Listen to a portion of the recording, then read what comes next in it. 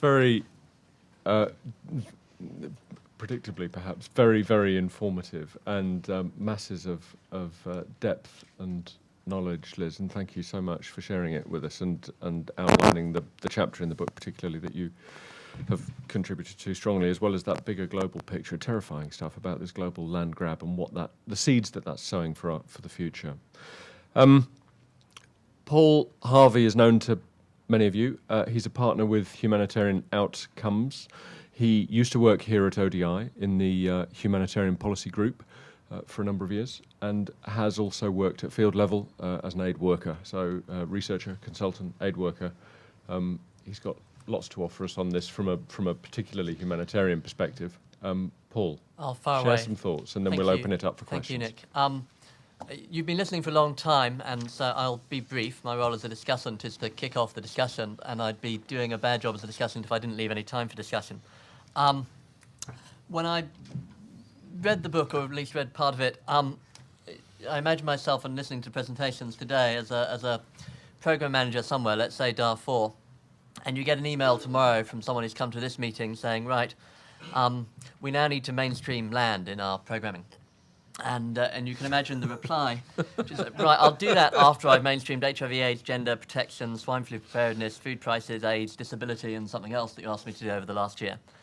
And the conclusion you'd reach from that is that there's little chance of it actually happening, and there'll be another book that gathers dust on the shelf. And so I was thinking about how that could not be the case, and why it should not be the case, and whether we could help it not to be the case. And reading the book, two things struck me. One of them Sarah's mentioned, that the fact that national staff in Darfur already took land issues more seriously than the international staff. They also talk somewhere about that same being true of national organisations, local NGOs in DRC, and them taking land issues more seriously. And Sarah also talked about why humanitarian organisations don't do more, and boiled it down to two things that I think I agree with. One of which is it's too difficult. Just land issues are too intractable, too long-term, too tough for us to deal with as short-term lifesavers. And the other of which is it's someone else's job. We're humanitarians, and it's the role of development organisations or the political actors in a crisis to deal with land. And what that leads to is what's described very well in the book as sort of land-blind programming, and like Nick, I've done my fair share of it, of bad seeds and tools programming, of bad programs in different countries. And if you think about those two reasons, that sort of it's too difficult, it's someone else's job, they actually get at the heart of sort of some of the humanitarian system's core problems, possibly failings, issues. The first of which is, and coming back to the national staff point, a lack of sort of local embeddedness, of understanding of local contexts, of good contextual analysis, of a really understanding what the context of which they're working well enough to navigate themselves sensibly within it.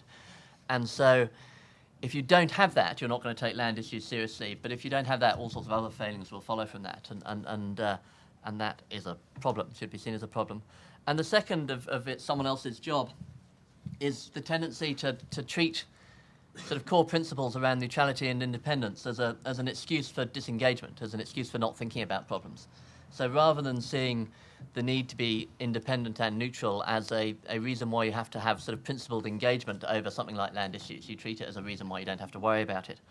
And so, again, it's a more broader problem. You get humanitarian actors failing to sort of properly engage with peace processes or with the federal state's agenda, and therefore just not being part of the debate around how to deal with important issues.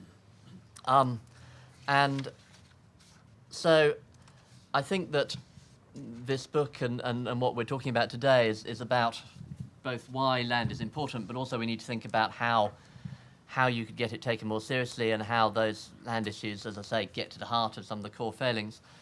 There's a bit of discussion in the book about sort of who should do it and how to do it. The answer in too many crises has tended to be hire Liz, and whilst she does a great job, clearly there's a limit to the number of crises where you can hire Liz and listen to the number of organisations that can. Sarah mentioned a couple of NGOs who I think have made great strides. The one I know a bit about is NRC, and they show that you can do it. You can start to develop a body of expertise over land issues. You can start to do land-sensitive programming. You can start to do land-specific programming that does some important things. The other answer in the book is around having a housing, land and property rights directorate within UN peacekeeping missions. I don't know about that to know whether it's a good idea or not. Some of you might have views. The other which is that UN Habitat should take the lead on doing and coordinating land issues. And again, you might have views. My view would be that would be fine if they were there, but there are too many times when they're not. You need boots on the ground in order to do something sensibly. A final point is, of course, this book focuses on conflict, but there's many land issues and natural disasters, and so there's many of what we've talked about now is equally applicable. In Sri Lanka, post-tsunami, the introduction of the buffer zone by the government crippled housing reconstruction for a long time, so there's all sorts of issues around that. In many natural disasters, housing reconstruction rests on the idea of replacing someone's house, so ends up excluding the landis. And so to conclude, I guess the sort of cause for optimism and pessimism, my pessimistic start is that it'll just end up as another issue that we need to mainstream and there are too many, so it'll get neglected.